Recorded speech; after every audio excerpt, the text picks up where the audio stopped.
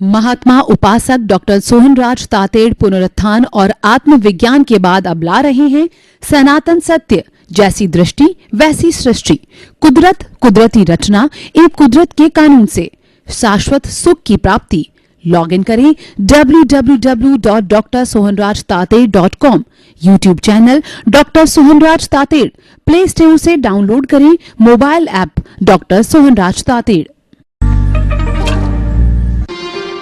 चंदेसु निम्मलयरा आयचेसु अयं पयासयरा सा गर्वर गंभीरा सिद्धा सिद्धिं मम दिशन्तु, सिद्धा सिद्धिं मम दिशन्तु। हे मेरे भीतर विराजमान शुद्ध आत्मा भगवान, आप अजर हो, अमर हो, अविनाशी हो, अनंत ज्ञान, अनंत दर्शन, अनंत शक्ति, अनंत सुख का धाम हो। आप रिद्धि सिद्धि प्रदाता हो, आप सागर के समान गहरे और जो है वो हिमालय के समान विशाल हो।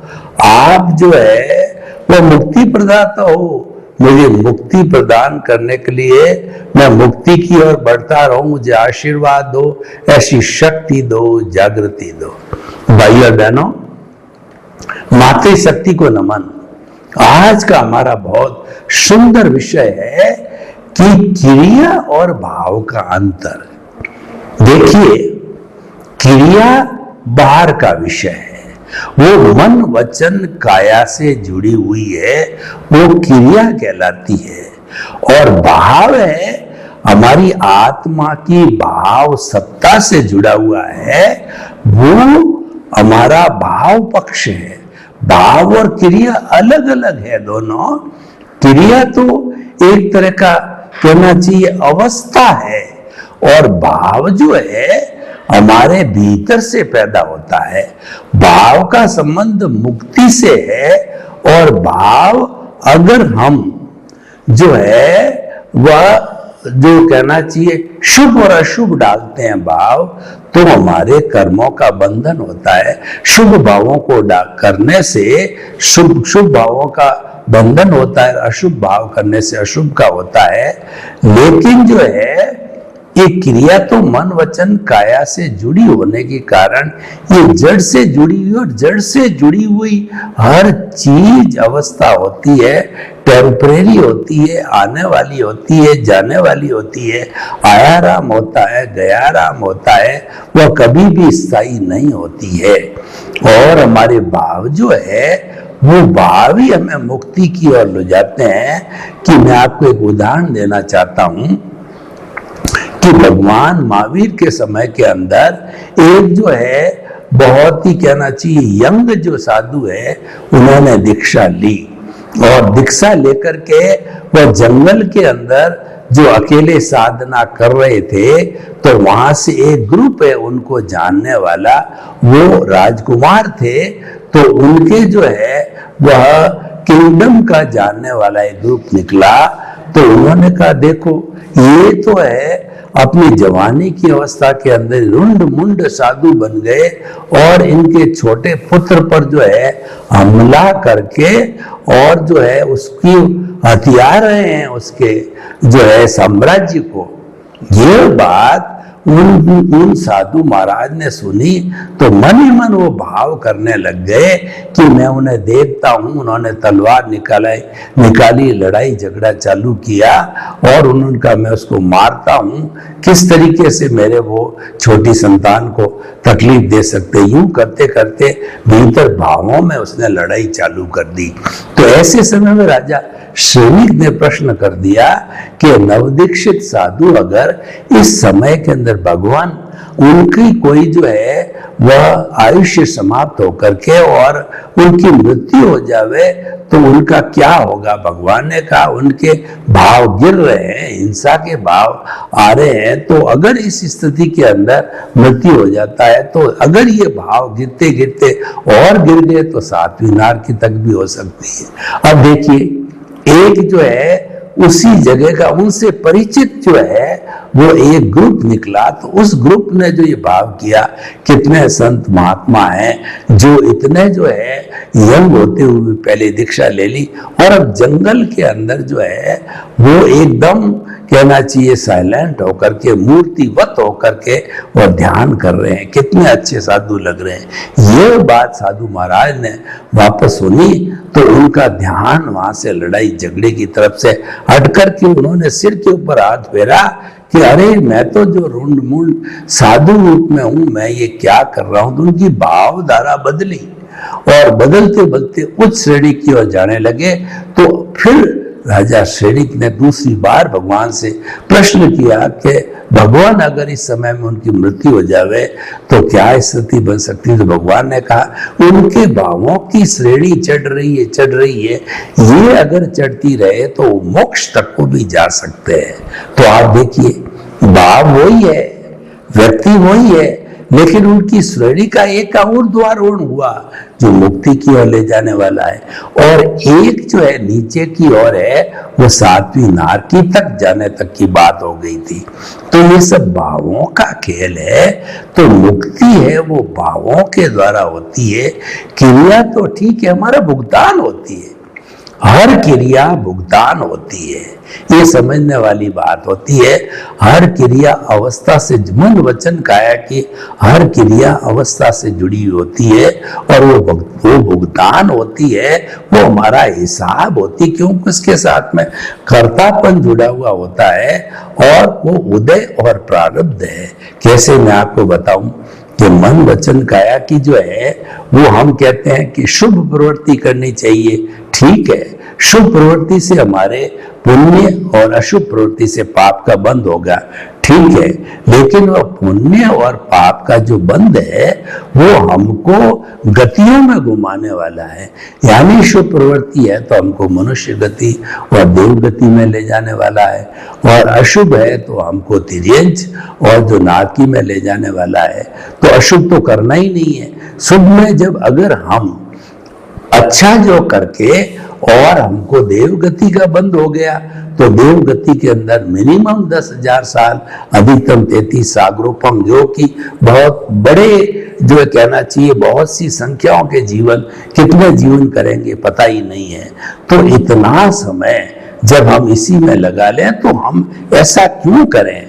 हम तो भावों के जरिए अपनी नैया को जल्दी से जल्दी तारें, क्योंकि भाव के द्वारा जो है हम जो इस तरीके के शुद्ध भाव कर सकते हैं कि हमारे चेतना से जुड़े हुए शुद्ध भाव है, तो उसके अंदर कोई भी पुण्य का बंध होगा वो मोक्ष के लायक और सहायक होगा, वो गतियों में घुमाने वाला नहीं होगा, क्योंकि वो भाव चेतन के साथ जुड़ करके पैदा हुआ है और जड़ के साथ जो जुड़ करके पैदा होता है। मन वचन काया जड़ से जुड़ा हुआ पैदा होता है, तो वह पुण्य पाप वाला भाव होता है और ये मोक्ष के लायक और सहायक भाव होता है।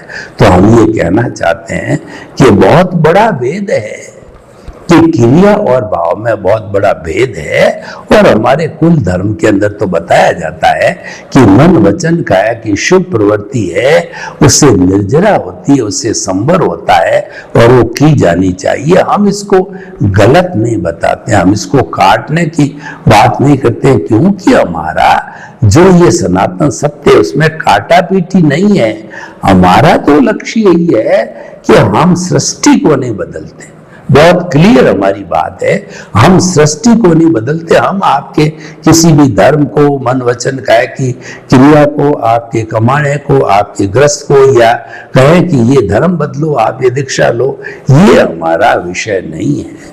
हमारा विषय तो क्या है, जो रॉन्ग बिलीफ है उसको समाप्त करके उसके स्थान पर राइट बिलीफ डाल देते हैं। रॉन्ग बिलीफ होती है सम्यक ज्ञान, सम्यक दर्शन होता है, और राइट बिलीफ होती है, रॉन्ग बिलीफ होती है वो मिथ्या ज्ञान, मिथ्या दर्शन और मोहनीय कर्म होती है, और राइट बिलीफ जो होती है वो सम्यक ज्ञान, सम्यक दर्शन और जो है जुदापन की जागृति कहिए या हमको अकर्ता भाव कहिए, जो ये हमारा विषय होता है। तो ये जहां पर ये विषय होते हैं तो निश्चित तौर पे हम जो है शुद्ध भावों के अंदर हम रहने का, अगर वो उसमें शुभ भाव होते हैं और आत्मचिंतन करने का जो है वो शुद्ध भाव हो जाते हैं। और भगवान ने तो स्वयं कहा है कि जड़ को चेतन के साथ मिश्रण मत होने दो, दोनों को अलग अलग रखो।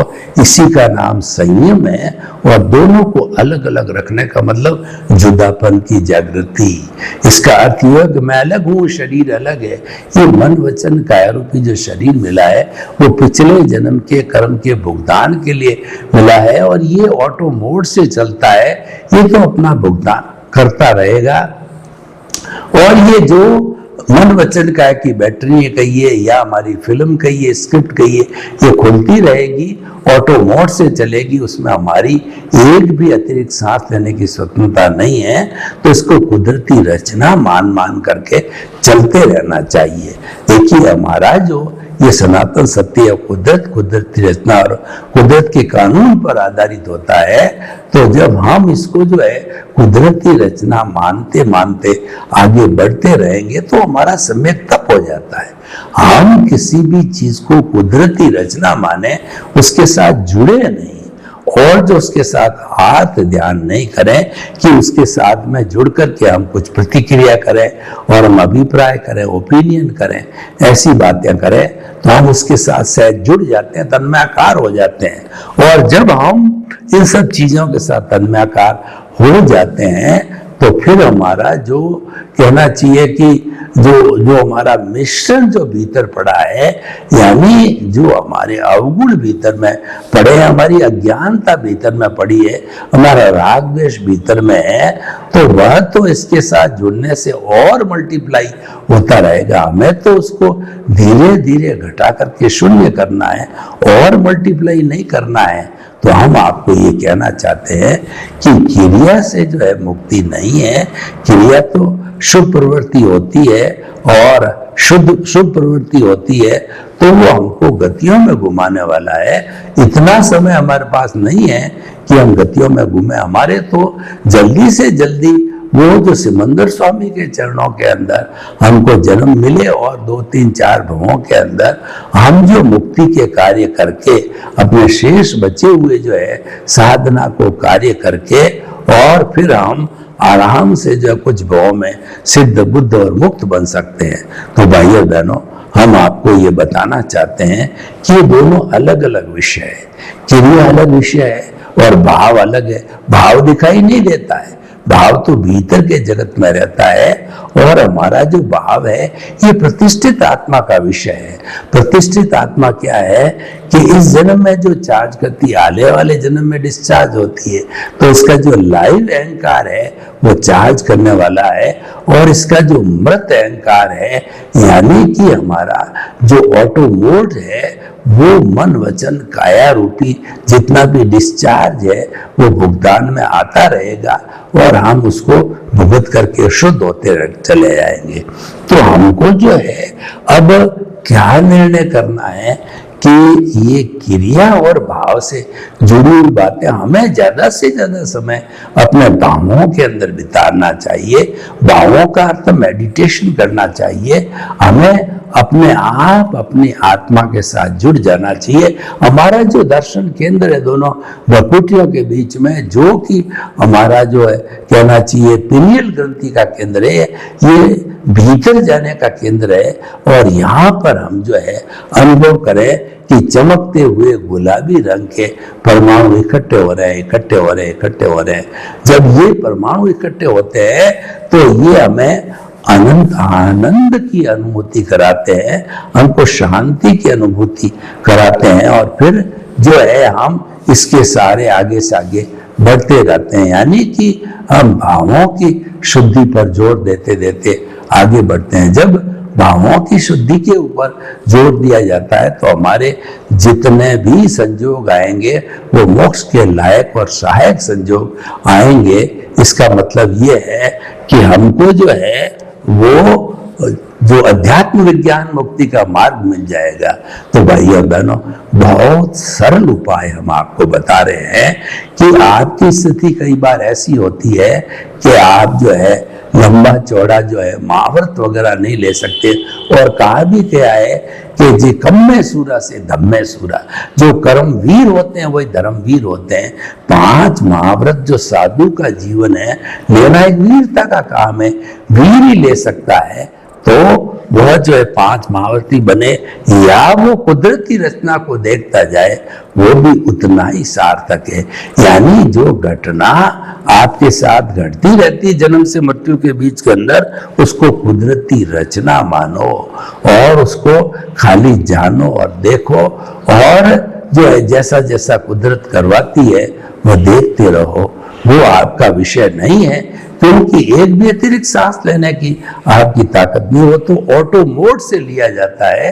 तो हम आपको ये बताना चाहते हैं कि हमें जो है ये जो हमारा पद्धति है इसको मेंटेन करना चाहिए, भावों की और क्रिया की। क्रिया को ज्यादा प्रेफरेंस नहीं दिया जाना चाहिए। कुछ लोग क्रिया को महत्व देते हैं, पूजन करना है, द्रव्य पूजा है और जो है वो नमस्कार करना वगैरह है, वो उनका विषय। तो कुल धर्म से जुड़ा हुआ है।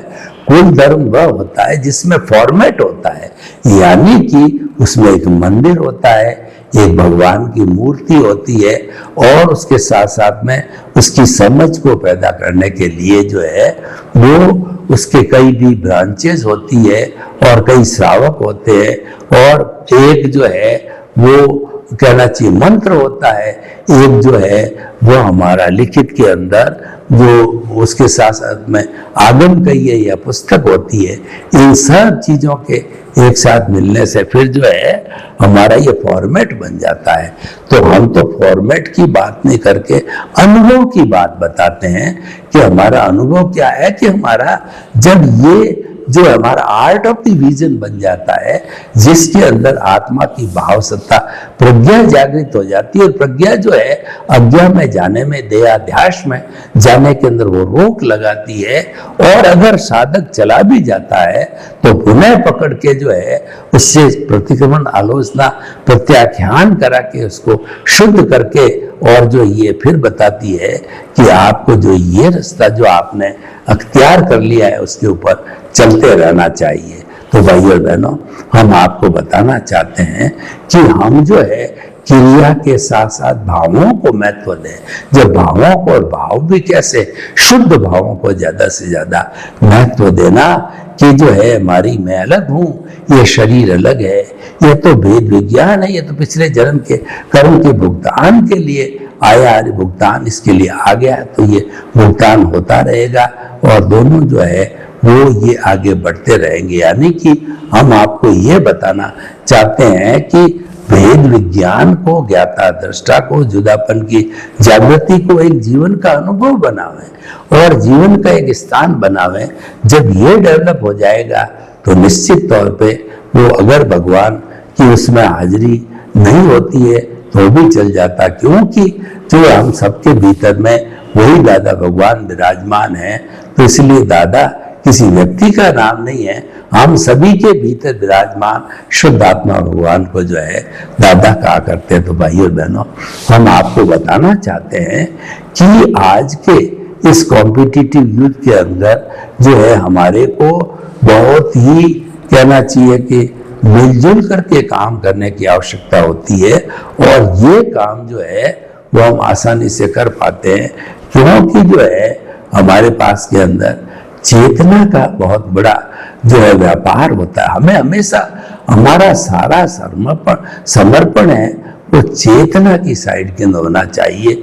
चेतना पर जितना जितना हम ध्यान लगाएंगे उतना हम चेतना के करीब पहुंचेंगे। देखिए, आत्मा का जो साक्षात्कार करना होता है या जो हमें आत्मा को पाना होता है, तो उसको पाने का जरिया एक ही है, हम उसके संपर्क के अंदर चले जाएं। जितना गहरे गहरे संपर्क करते जाएंगे उतना हम आत्म तत्व को पाते रहेंगे। तो हमें इस पॉइंट के ऊपर जोर देना है कि आज जितनी बात हमारे को कही गई है वो तो जड़ से जुड़ी हुई, चेतना से जुड़ी हुई बातें हैं कि वो उनके जो है वह चेतना को जुड़े रहने के कारण जो है वो हमें कितना लाभ है हानि। तो भाई और बहनों, हम आपको ये बतलाना चाहते हैं कि जो है समय बदलते हुए समय के साथ साथ में जो है हमें भावों की प्रक्रिया को बहुत उच्च स्थान देना चाहिए। आजकल जो क्रिया है, खास तौर से दृढ़ क्रियाएं हैं, वो काफी बढ़ गई है। जो हमारे समाज में जो जन्म का, जो हमारी धर्म का जो सेंटर है, उसको जो है आज वो परिधि पे डाल दिया गया, और परिधि पे हमारा धन दौलत संपत्ति सत्ता जितना था उसको केंद्र में लाग लिया है। तो ये मूल में भारी भूल हो गई है। इस भूल से हमको जो है एक लेसन लेना चाहिए कि हम ऐसी भूल ना करें, क्योंकि ऐसी भूलें हमारे लिए कष्टदायक सिद्ध हो सकती है। तो भाइयों और बहनों, हम आपको बताना चाहते हैं कि जो आज का विषय है कि जो है हमारी जो जितना भी हमारा ये विषय है, उस विषय भी जो है इसके इर्द गिर्द घूमता रहता है कि हमारा जितना भी भावों का है वो भावों का खेल है। वो भावों पे हमको नियंत्रण करना चाहिए, और भावों के अलावा जितनी भी क्रिया है उसमें जो है वो तो ऑटो मोड से चल रही है, वो उस पर चिंतन का हमारा विषय नहीं है। तो हमें इन सब चीजों को मद्देनजर रखते हुए, और हमारा पिछले जन्म का जितना ज्ञान दर्शन का डेवलपमेंट इस जन्म में हुआ, और इस जन्म का जितना ज्ञान दर्शन इकट्ठा किया गया, उन सब को करके और फिर हमारे नए कर्मों का बंद होता है। उससे अगर हम कॉजल बॉडी तब बनती है कि अगर हम जो है ऐसी परिस्थितियों के अंदर अपने चित्त को वहीं जमाए रखें, या हम उसके साथ नहीं जुड़े, तो नहीं जुड़ने पर जो है ये सारी स्थिति हमारी बहुत साउंड चलती रहेगी, और साउंड स्थिति के अंदर हमारा देश की सबसे बड़ी जो है तरक्की हो जाती है। तो भाइयों बहनों, हम आपको बताना चाहते हैं कि हमारा जो हमें मूल सोचना है कि सारे लोग इतने किस तरीके से जो है वो अपने भावों को बदले। तो भाव जो है वो नितांत ही एक आवश्यक प्रतिक्रिया हो जाती है, और वो हम उस भावों को छोड़ नहीं सकते, छोड़ना भी नहीं चाहिए। भावों के लिए हम ये भाव पैदा कैसे होता है, हमारा उदय और प्रारब्ध जो चल रहा है, और उदय प्रारब्ध को चलते चलते हमने उसको टच कर लिया अगर, और कुछ समय तक उसके साथ रहे, तो उनके साथ में रहने से जो है वो हमारे को वैसा ही वातावरण मिल जाता है, वैसी भी हमको कष्ट या तकलीफ मिलनी चालू हो जाती है। तो ये हमारा जो सारा जो है वो उदय और प्रारब्ध से जुड़ा हुआ होना चाहिए। तो भाइयों बहनों, हम आपको ये बताना चाहते हैं कि भाव और क्रिया का बहुत अंतर है। हमारा सारा आकर्षण है वो भावों की तरफ होना चाहिए, क्योंकि सारी तरक्की है वो भावों से होती है, और हमारा शरीर है वो तो साधन रूप में है, वो क्रिया रूप में है। तो क्रिया का विशेष जो जिन लोगों ने मुक्ति का जो अपना लक्ष्य बना दिया है, वो क्रिया की तरफ अतिरिक्त ध्यान न दें, वो केवल जो है भावों की तरफ भाव दें।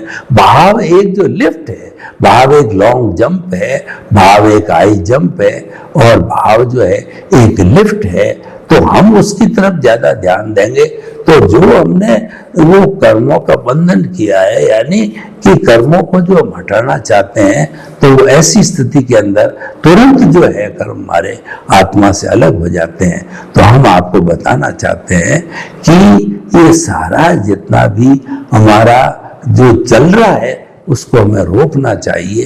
तो भाइयों बहनों, हम आपसे ये बात आज के विषय के बारे में बताना चाहते हैं कि जो हमारा भाव पक्ष है वह मजबूत होना चाहिए, और उस पर हमको तवज्जो देनी चाहिए, क्योंकि भाव पक्ष प्रज्ञा से जुड़ा हुआ है, भाव पक्ष हमारी चेतना से जुड़ा हुआ है, और हमारा जो द्रव्य पक्ष कहिए या हमारा जो है वो कर्म कहिए, तो वो सारा जो है हमारा जड़ के साथ जुड़ा हुआ है। तो जड़ के साथ जुड़ा होने के कारण जो है वो हमें उसके अलग अलग नियमों को बांटना जरूरी होता है।